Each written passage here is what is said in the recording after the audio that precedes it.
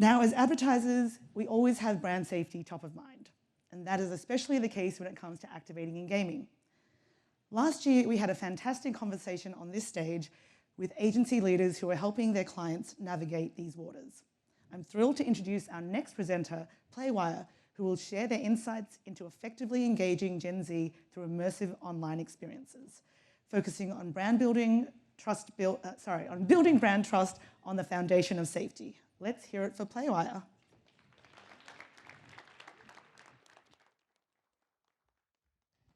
Hello, IAB PlayFronts. I know we're standing between you and lunch, so I'm going to try and bring a little bit more energy to this. I'm pleased to welcome you all to Playwire's panel discussion today. As the CEO of Playwire, I'm truly honored to stand before you and reflect on our journey. For close to 17 years, Playwire has been at the forefront, bridging the gap between thousands of independent publishers and premium brands. While we've long dominated the gaming industry, we've recently moved to new territories. Our partnerships with industry giants like Pogo.com, Roblox, Jamie Oliver, Redfin, and Letterboxd attest to our successful diversification into real estate, entertainment, culinary verticals. Today, I'm even more excited to announce our entry into the mom creator space, with exclusive publishers like Mom.com and many more just like it. As we drive our business forward, our passion for delivering transparency, quality, and performance will continue to guide us in every endeavor we undertake. At Playwire, we understand the importance of collaboration and partnership. That's why we strive to be more than just a service provider. We're a trusted partner. Our customizable scale across the entire ad ecosystem allows us to offer a platform that adapts to your unique needs. Today, I look forward to sharing one of our award-winning partnerships with our partner Roblox, and how we navigate the ever-evolving landscape of advertising and immersive gaming experiences while remaining committed to safely connecting with Gen Z and Gen Alpha. As we embark on this journey together, I invite you to explore the possibilities, embrace innovation, join us in shaping the future of advertising and digital media. Let's unleash the power of partnership together. Hit the scissor reel.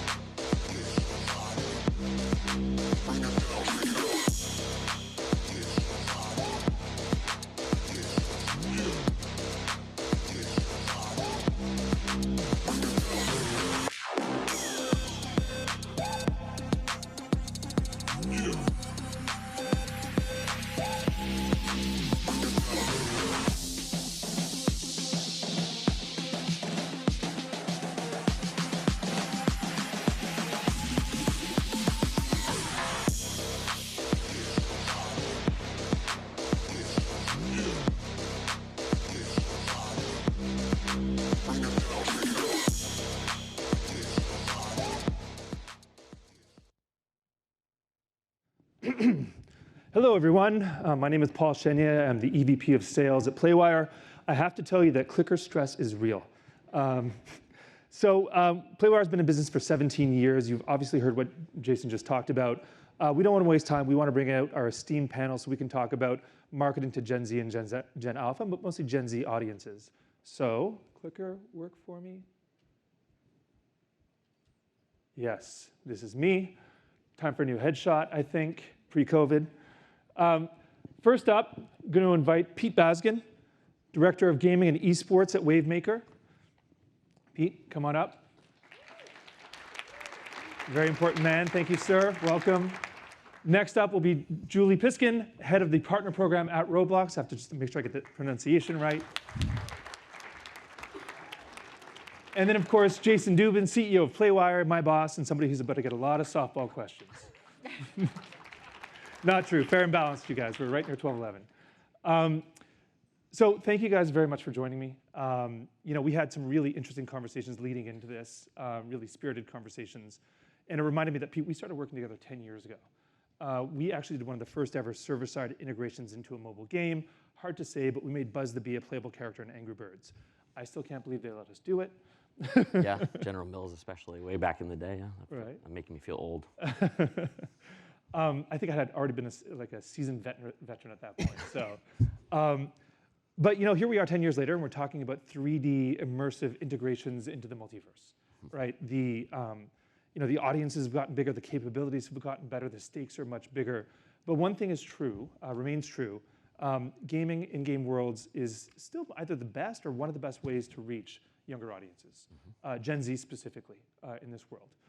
So I wanted to start a question with you, obviously. Sure. You advise some of the world's most innovative and interesting brands on how to show up in gaming. How do you advise them around showing up in gaming, specifically as it relates to engaging Gen Z audiences? Well, the conversation always starts with kind of an explainer. Even if a brand feels like they understand the general Gen Z audience, we usually do sort of a grounding in the gaming specific portion of that audience and the fact that hands down they're the most ad savvy generation that's ever come into its own. They understand how marketing works. They understand how ad dollars support the content that they love, and they expect a conversation. They never had any part of their childhood where broadcast or one-way messaging was a thing. They expect conversation at the baseline of everything. So from that point, we usually come to them with the idea that the number one thing you can do as a brand is bring value. Never show up empty-handed. Think of Gen Z as a really fancy party that you want to drive sort of affection for yourself at. It's do not show up to that party with nothing in your hands. That's a terrible look, and you seem unsavvy immediately if you show up and don't bring them anything. So that's usually that's step one, and then conversations get more complicated from there based on what a brand is trying to achieve. No, I love that, and I love that you said actually that this is a generation of fans, not consumers. Yep. You have to create that brand affinity, that brand love. I also love that you told me about a friend who always showed up with a cake at a party and became very famous in college, Exactly, so I love that. Julie, so you lead the partner program at Roblox. Obviously a big, vibrant ecosystem. I mean, by definition, the metaverse is chaotic. It's like the real world, but you've got millions of people free to roam, free to interact. You've got thousands, if not tens of thousands of creators letting their imaginations run wild. At the same time, you guys are leaning heavily into brand advertising, right? You guys are large and in charge. Yeah. What are you doing as it relates to brand safety, and how are you training brands and creators to use the platform? It's a great question. Brand safety, it's near and dear to my heart. I would say you could probably answer this in two different ways. So there's obviously the content that comes on Roblox, and then there's advertising. To go hand in hand, on the content side, we have community standards, which ensure that the hundreds of thousands of creators that are on our platform know the type of content that is and isn't allowed on the platform. We also have thousands of moderators that are expert in using AI, using technology, and they're moderating content 24/7 to make sure that we maintain brand safety. Parlaying that into the advertising side of things, we obviously also have advertising standards. I think the biggest thing to note is that Roblox is a platform for all ages, but our advertising is only allowed for 13 plus. So that's notably the biggest misconception, is that you can advertise to everybody on Roblox. We enable creator tools like wrapping content in an advertising API if you deem it as advertising. So again, maintaining that upper echelon of brand safety. Within our ads manager, we actually have brand suitability controls recently released that you can kind of pick which experiences are suitable for your ads to be showing up in. We are members of GARM, of IAB, obviously very important in showing our dedication to brand safety on platform. And then we partner with partners within our partner program who help really go out there and educate the ecosystem on the community standards, the advertising standards, and making sure that everybody maintains kind of that brand safe environment. Nice. Do tell. Who are these partners? Let me think. Playwire seems to be one of them. That was not planted. Yeah. Yeah. Well, thank you for saying that. I think, Jason, obviously you've seen it all in 17 years. You've seen things go well. You've probably seen things fail. What is the one through line of the things that have gone well, and what advice do you have to the marketers here who don't want their programs to fail? Right. Well, I can't believe I've been doing this for 17 years. I think that's the craziest part. It's kind of interesting to see all the faces. I've seen the same faces over and over again. Someone came up to me today from like, I worked with you 10 years ago. So, all right, back on track. I think the biggest thing, honestly, is this is uncharted territories. This is uncharted waters, these unique environments, and it's not a matter of if something will go wrong, it's when, and having the right partner to navigate that. It's a little bit self-serving me saying this, but honestly, we've seen every problem, we've navigated every situation, and really just understanding the users, really, what are they looking for and what works and what does not work, right? So there's concepts of different types of games in Roblox, and what we've seen is the merry-go-round will attack you and they will come back around and keep them engaged. It's having a strategy, not only building these units. I've seen many, I guess, brands invest millions of dollars building these amazing universes, but never took the time to actually do a paid strategy. The days of build it and they will come they're over, and we all know that. Most of us know that at least. And you really have to have a company that focuses on really what I would call quality, performance, and transparency. Right, making a quality game that's performant, and being transparent with your partners. When something goes wrong, don't try and hide it. They're your partner. You got to work with them. But we find that there's just so much ambiguity that you need a trusted partner. Mm-hmm. So yeah, I couldn't agree more. It brings us to the next thing, which is really driving impact in these environments. I mean, we talk to our brands about activating across the multiverse, which is Roblox, Minecraft, and Fortnite. It actually brings me to something, Julie. You guys basically just launched a video within the last little while, and obviously today announced basically a biddable marketplace for scalable inventory. So this is a very exciting thing for the multiverse, for the metaverse, for Roblox. When I think about broadly about what you can do in Roblox today, there's really three things. Now you've got scalable media. You've got the ability to integrate into a well-lit environment, a game that already exists, right? And you have the ability to build an experience from the ground up, right? It takes longer, it costs more money, but there's potentially massive payoffs. What do you think the right mix for an advertiser is, right? Is it a mix of all three? Is it really focusing on one strategy and supporting it? What do you think is the right mix within the environment? I think this is a trick question. So what the right mix is. So I guess it really depends on a brand's KPIs. I'll start there. Everybody is going to have a different right mix for where they are in their advertising journey on Roblox. Really when you're coming onto Roblox, I guess broadly speaking, you're coming to build community, to build fandom, and connect with the community that's already there. So the right mix, obviously we have a lot of brands that are doing it really well, right? There's 71 million daily active users playing 2.5 hours a day on Roblox. So whatever you do, you can't go wrong if you're building that persistent experience, and that's where you are in your advertising or brand journey. I think that's kind of the North Star of where we envision a lot of the brands to be. But not every brand is there yet. And so there's ways to integrate, there's ways to drive media, and I think with our video product, right, this is a lower barrier to entry. It's a point where you don't necessarily have to have a world already, an experience existing on Roblox. You can just kind of like dive in, dip your toe in the water, start to test and reach the audience. And when you think about Gen Z in particular, of that 71 million, half of that is the Gen Z audience. And so when you talk about scalability and being able to reach an audience that's otherwise really hard to get in front of, you can do it through advertising, and then you can start to build on top of that, right? With limited items, with integrations, with experiences, kind of a mix of everything, I would say. No, all of it. A good way to frame that question is like, which one first? Yeah. Right? That's been my experience working with brands and like bringing them into the space is like, where do we start? Usually it's with video because it feels the most immediately identifiable to people who are buying media at scale, but that's often like, usually, if we're doing our jobs right, that's the walk stage, and then you've got crawl and run on top of that. Yeah. What's unique about actually Roblox? Just kind of, we've been putting ads in games for decades. Matter of fact, we were actually the first partner to exclusively represent Roblox in 2016. When even before they had ads, we were their initial launch partner. But what's unique about Roblox is that if you've ever placed ads in games, it's got to be authentic. So if you ever put an ad in like World of Warcraft or something, if you can't put any ad in there, it has to literally seem authentic. But with Roblox, they're in there. Each game has its own universe, its own look and feel, so you can actually almost put any brand as long as you're putting the right brand in front of the right audience. And that's a really unique feature for any kind of game that has 70 million active users. If you think about that, that's 850 giant stadiums every single day that you'd be placing ads in. It's kind of crazy for that many people. A lot of people. Pete, talk to me about UGC. Sorry, it's the one thing we haven't talked about yet.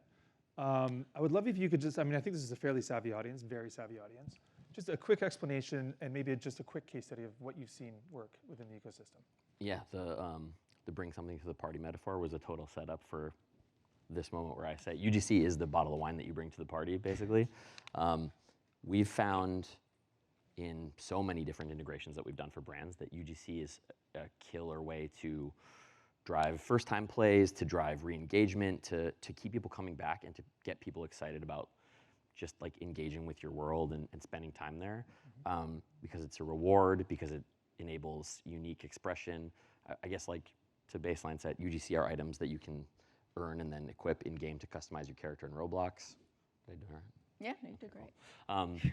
And so on the brand side, we often bake them into campaigns to sort of, to drive player experiences. You can give them away for like accomplishing something or even just engaging with a certain piece of your world. And we have found time and time again that they are such a perfect carrot to get people to engage and to keep people around. Obviously, we represent a bunch of big IP holders, so it's a no-brainer to put a Ninja Turtles shell or some SpongeBob pants in a Roblox game. But even non-IP brands can drive crazy engagement with UGC by working with a partner who has great expertise on what kinds of items are going to drive players wild. I also, can I just, to touch on top of that, I think when we even tie that back to Gen Z, we recently released kind of a digital fashion report, and we went out there and we started surveying a lot of Gen Z on the audience, and when we started asking them about their digital self versus their physical self, we saw half of the Gen Z audience on Roblox was saying it's more important how their digital self looks than their physical self. So when you think about a monetizable opportunity here in UGC and really wanting to like dress your avatar and be fashion savvy or with a ninja shell, like a Ninja Turtle shell, right? We have an entire demographic of people that truly find the importance of dressing their avatar and showing that off to the community that they're engaging with. I believe it. I have a 10-year-old daughter and an 8-year-old son, and my annual Roblox budget is pretty significant. All right, so switching tracks just a little bit for a second. So, we spend all day, every day, thinking about creating engagement with these really elusive audiences within the metaverse, right? Virtual worlds all day long. How do we figure out how to bring this back to the real world, right? Obviously, your partners and our partners are always looking for outcomes. They're looking to drive to an objective, right? So first, I'm going to come to you, Pete. And the question is, basically, how are you doing that? And really even more, like, how are you selling these big programs through to these big brands? Like, how are you getting them hooked? And how are you proving to them that it works? Yeah, the easy answer is there's a different answer to that question for every single brand and every single product that we look at bringing into the space. The sort of more holistic answer is that brands need to stop siloing off their efforts in Roblox from whatever their larger brand presence is.